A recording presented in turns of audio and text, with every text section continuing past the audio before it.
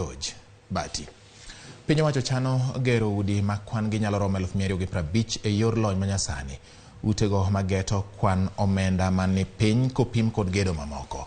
Ka oloso e romo mar ohala e kind Kenya kod Korea. Jatend migawo mar tudruok kod lony ma nyasani Eliud Walo owacho ni piny owacho oseketo kenge mag neno ni oganda obedo kod ute manengogi oyweyo. Nonro mar piny owacho yango ni ka chop dwe mar 12 higa mokalo, sekta mar gedo mag ute ne osesiro ochumi mar Kenya gatamalo 6.7. The construction sector in particular is challenged therefore to keep up with the pace of digital technology and of course cope with the speed and rate of change in the dynamic operational environment. ICT innovations therefore are opening up new horizons of possibilities in the construction industry, just like in many other sectors of our global economy.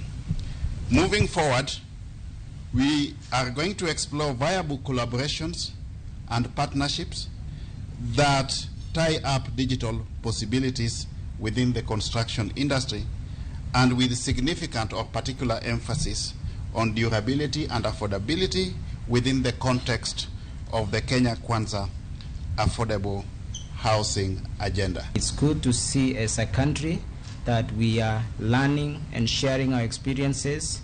Africa is growing fast and we need strong partnerships and those who can help us to ensure the infrastructure we build are smart. And this forum really comes at the right time to ensure we build such infrastructure. I encourage the participants at this forum to pull wisdom and build a consensus to help write a new chapter in our Korea-Kenya comprehensive strategic partnerships. Kenya's construction industry has in the recent past adopted progressive global trends, making it unique and diverse in structure and setting apart Kenya as an attractive destination for property development.